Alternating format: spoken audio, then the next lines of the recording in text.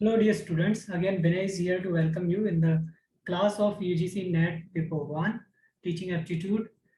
इस क्लास में हम टीचिंग एप्टीट्यूड की 17वीं क्लास है ये, और इसमें ब्लूम्स टैक्सोनॉमी के बारे में पढ़ेंगे जो अक्सर एग्जाम्स में पूछी जाती है।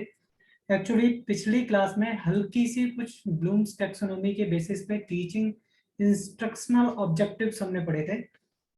मेरे प्यारे बच्चों, उन इंस्ट्रक्शनल ऑब्जेक्टिव्स में कुछ चेंजेस हुए हैं और मैं चाहता हूं कि वो सारे चेंजेस भी आपको पता होना चाहिए, जिससे कि अगर एग्जामिनेशन में क्वेश्चन आए, चाहे वो न्यू टेक्सोनॉमी से आए या फिर ओल्ड टेक्सोनॉमी से आए, वो आप जो है करने पाए।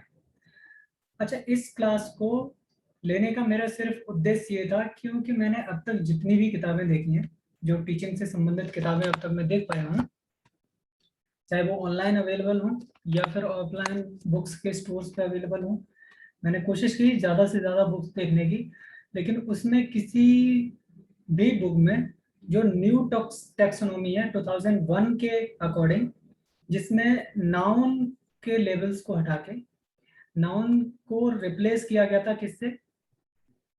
वर्ब से। तो अब जो modern sorry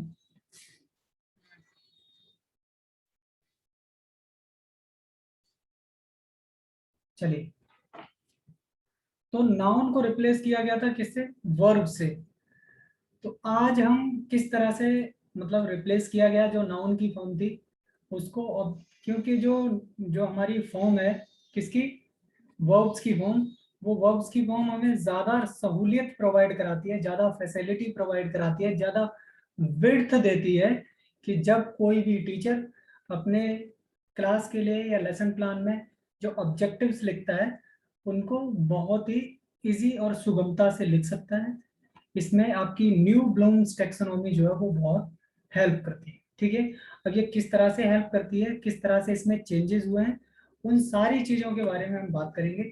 I hope that कि आप जो सेंट्रल आइडिया है इसका उसको आप समझ पाएंगे। ठीक है, तो चलते हैं, शुरू करते हैं आज की class. Bloom's taxonomy is a set of 3 hierarchical models used to classify the educational learning objectives into the level of complexity and specificity.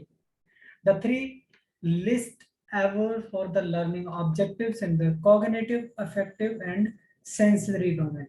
अच्छा, एक चीज और आप याद रखेंगे, सेंसरी डोमेन को हमेशा साइकोमोटर डोमेन भी बोला जाता है। तो अगर इंटरचेंजेबली अगर इसको यूज होता है तो आप जो है वो परेशान नहीं हो। सेंसरी डोमेन को हमेशा आप किससे कोरिलेट करेंगे? साइकोमोटर डोमेन से, राइट। चलिए अब देखते हैं था क्या जो जो प्रीवियस हमारे पास टैक्सोनॉमी थी।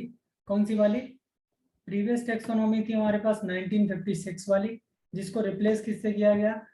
2001 से। और 2001 में क्या हुआ? यहाँ पहले नाउन की फॉर्म में ये थी, इसको नाउन की फॉर्म को किस में रिप्लेस कर दिया गया? वर्ब में। नॉलेज को रिमेंबर से, कॉम्प्रिहेंशन को अंडरस्टैंड से, एप्लीकेशन को अप्लाई, एनालिसिस को एनालिसिस, और सिंथेसिस को रिप्लेस किया गया क्रिएट से, और इवैल्यूएशन को टॉप लेवल से हटा के पेनल्टीमेट लेवल पे दूसरे लेवल पर रखा गया। ठीक है, अब हम बात करेंगे इनको किस तरह से, जो इंटरनल कंपोनेंट्स हैं उनको किस तरह से चेंज किया गया है। ठीक है, चलिए, तो आप इसको समझें थोड़ा सा कि इसको अगर लिखना होता है हमें तो किन चीजों का हम ध्यान रखेंगे। सबसे पहले इसमें एग्जाम्स में क्वेश्चन कहाँ से आते हैं वो आप समझ लें।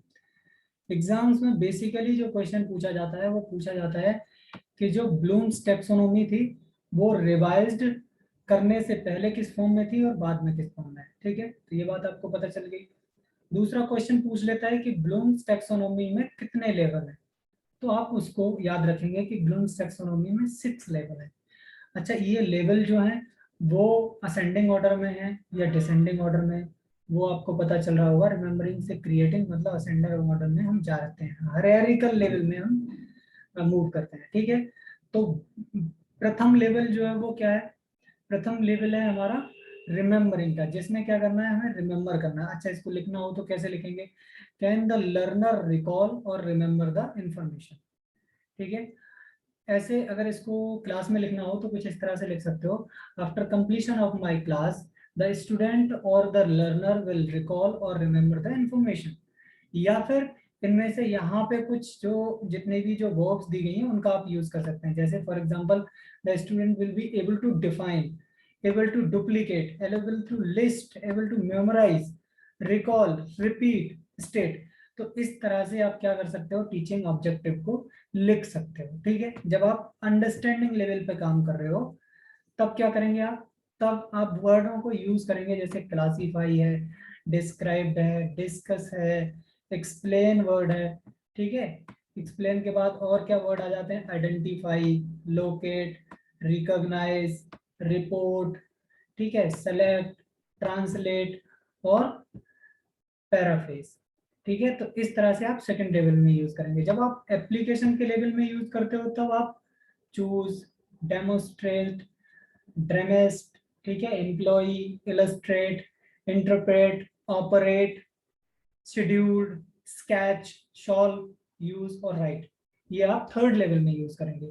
थर्ड लेवल के बाद जब आप किस में पहुंच जाते हैं, फोर्थ लेवल। फोर्थ लेवल क्या है, एनालाइज करना, किसी भी चीज को क्लियरली एनालाइज कर पाए, कि आप डिफरेंस वहां पे पता कर पा रहे हैं कि मतलब किस तरह से चीजें वो हैं वो रिलेट कर रही है एक दूसरे से और किस तरह से भिन्न है। ठीक है, तो यहाँ आप ऐसे लिख सकते हो, the student will be able to appraise, able to compare, able to contrast, criticize, differentiate, discriminate, distinguish, okay, examine, experiment, question और test। इसी अगर कड़ी में अगर आप आगे जाएंगे तो इन सब चीजों के बाद हम किस पे पहुंचते हैं, एवेल्युएशन पे। जितनी भी इंफॉर्मेशन है, चाहे रिमेम्बरिंग, अंडरस्टैंडिंग, अप्लाइंग और एनालिसिस के बाद हम किस पे पहुंचेंगे, the student will be able to evaluate, कि उसने क्या करा है, ये आपको पता चल जाए। जैसे फॉर एग्जांपल कि student will be able to evaluate that how their study growth और their grade marks growth is going on, and what are the real trend, whether they are increasing in order or decreasing, whether they are getting more or less marks than that of previous one, right? Then final level is the very critical level, that is called creating. This is all about to generating the new things, assemble, con- construct, create, design, develop, formulate और right. ये top level है। इसमें क्या होगा, वो mental faculty की सबसे बेहतरीन पार्ट को यूज किया जाएगा जिससे हम नई नई चीजें बनाएं, असेंबल करें, डिजाइन करें, डेवलप करें, फॉर्मुलेट करें। ठीक है, इवन दैट, या फिर उनको लिखना हो। अब यहाँ पे आप क्लियर कट इस चीज को समझिए कि आप किस तरह से जो नोटेशन है इसकी उसको आप यूज कर पाएंगे, हम जो है उस चीज को समझते हैं। ठीक है, चलिए, तो आप देखिए कि ब्लूम्स टैक्सोनॉमी को सबसे पहले तो 56 में दिया गया। ये एंडरसन और कैथोलवेल ने रिवाइज किया कितने में, टैक्सोनॉमी को 2001 में। ठीक है, तो लगभग 57 ईयर्स के बाद, ठीक है, इसको रिवाइव किया गया। क्योंकि अच्छा, किसी भी नई चीज की जब हम इन्वेंशन करते हैं या नई चीज का यूज करते हैं तो वो किस कंडीशन में की जाती है, वो उसी कंडीशन में की जाती है डियर स्टूडेंट्स जब उसकी जरूरत हो। जैसे नॉलेज में क्या होता है, रिमेम्बर वगैरह करना, जो प्रीवियस फैक्चुअल नॉलेज होती है उसको हम यूज करते हैं। ठीक है, वहीं अगर नॉलेज को किससे रिप्लेस किया गया था, रिमेम्बरिंग से। रिमेम्बरिंग में किस चीज को और रखा गया, वो आप जो है वो समझ लीजिए। अब इसमें क्या क्या आता है समझें उस चीज को। ठीक है, मैं क्या करता हूँ, मैं थोड़ा सा इसको हाईलाइट कर देता हूँ। ओके, चलो, हाईलाइट में मैं थोड़ा सा डिफरेंट कलर कंट्रास्ट यूज कर लेता हूँ जिससे कि आपको और ज्यादा समस्या नहीं होगी। ठीक है, तो रिमेम्बरिंग में क्या गया, recognize, recalling the knowledge from memory.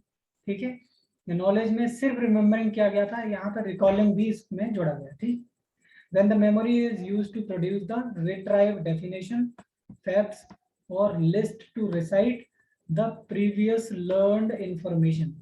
ठीक है, जहां हमने जब प्रीवियस क्लास में जब हम ALT, ULT, MLT की बात कर रहे थे तब हमने इन सारी चीजों को पूरी तरह से डिस्क्राइब किया था। तो वहां से आप जो है उस क्लास को देख सकते हैं अगर यहाँ पे कुछ समझने में प्रॉब्लम हो रही है तो।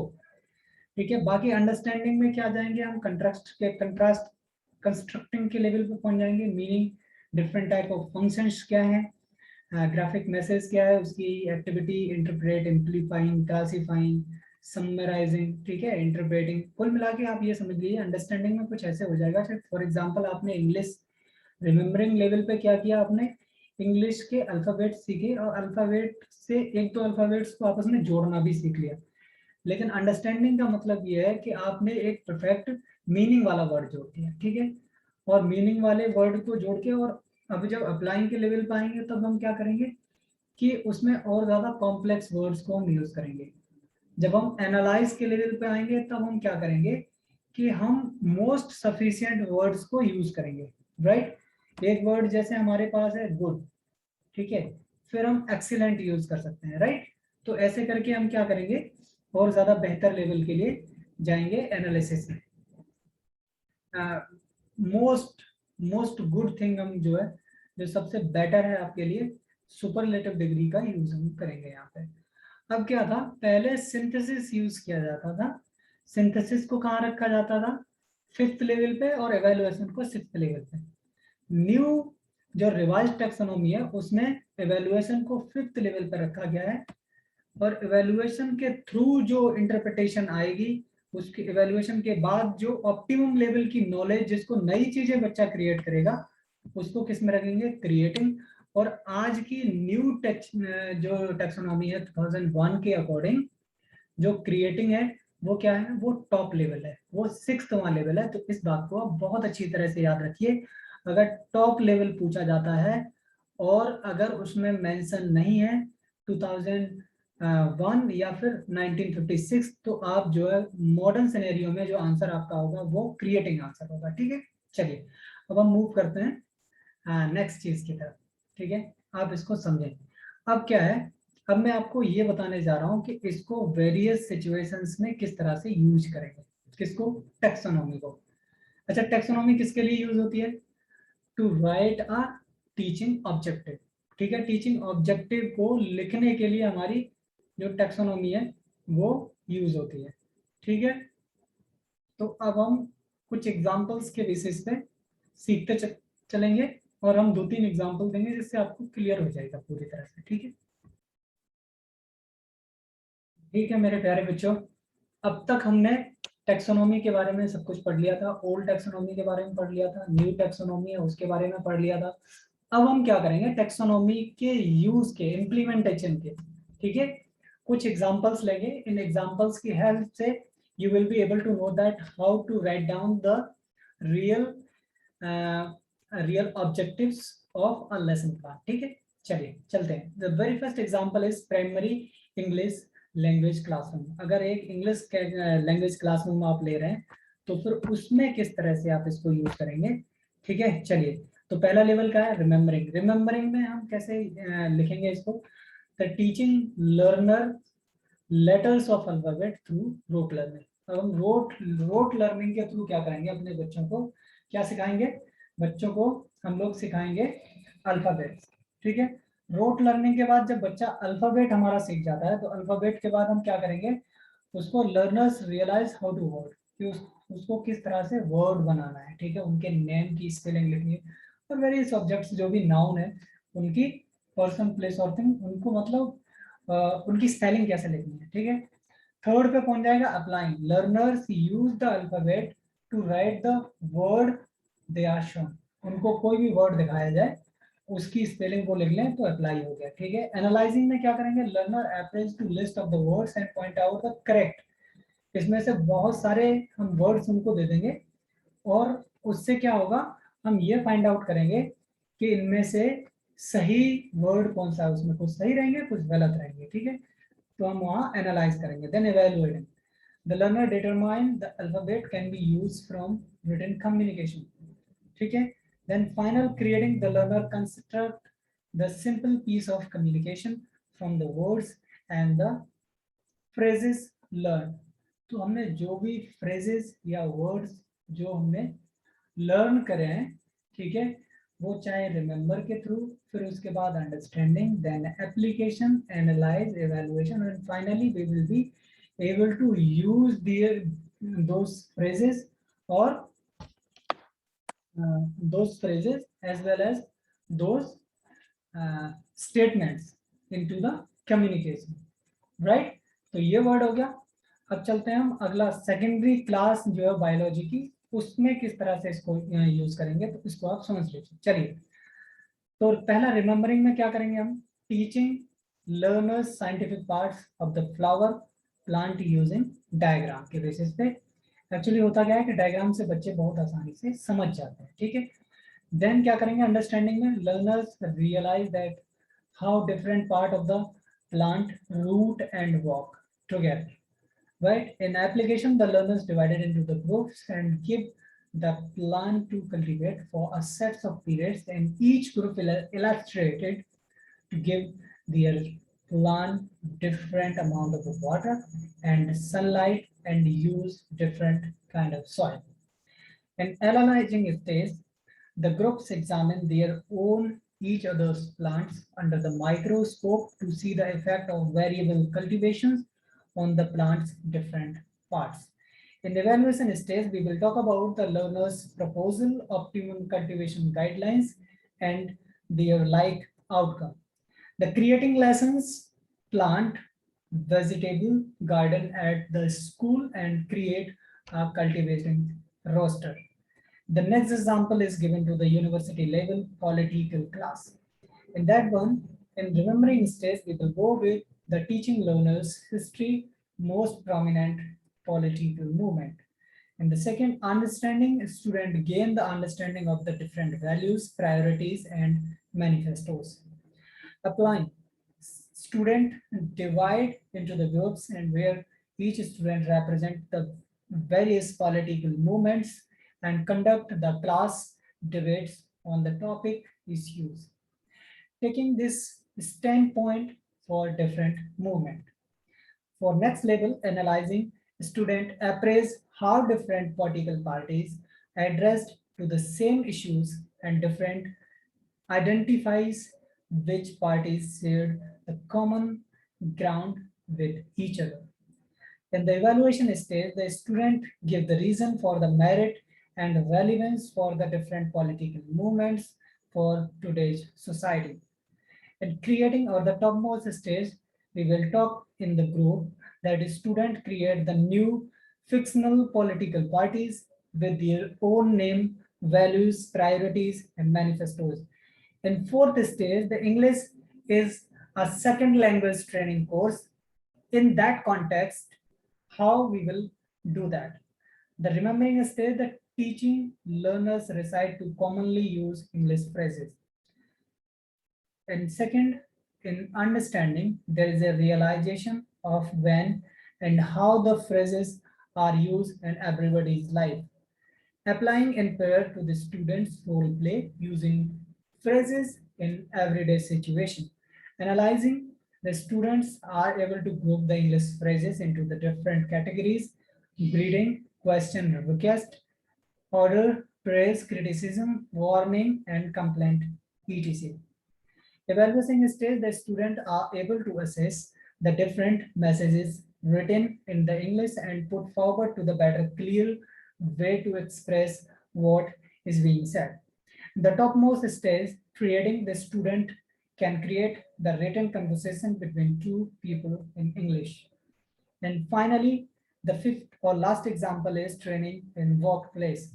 We have used several kind of examples that how you will use your learning objectives for greater outcome, right? This is the final one where we have started from the little children's class from the best training in workplace, right? In this, the employer remember to recite the step of trust building training session.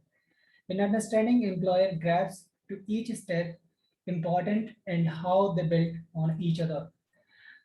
In applying stage, the employee put the step of the training session into the action.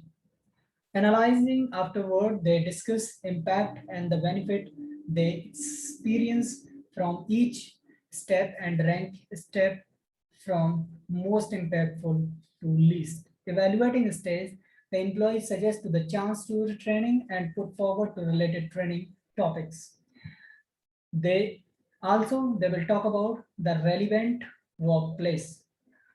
And final stage, we will talk about in their different departments, employee map, and tailored trust building sessions that they can take in various different teams throughout, right?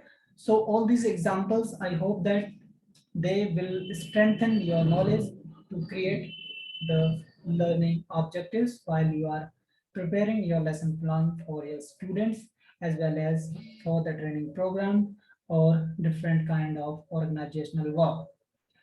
तो ये सारी class जो है इसका जो its main aim was to emphasize the real use of Bloom's taxonomy, and there was a switch of word of Bloom's taxonomy from a noun to a verb, right? Because verb provide the most width to using the words instead of noun, right? So that is why after doing a very hard work, after 56 years, the educationists, they have changed in the Bloom's taxonomy and they converted the Bloom's taxonomy from the noun form to verb form. For today, or this class was up to this. I hope that you will do much better and you will understand, you will be able to use it and able to give the answers to whom you are about to focus for coming examination. Hope in forthcoming examination will not create a problem for you to solve the questions related to Bloom's taxonomy. We will be meeting in next class. For today, good night. Be happy.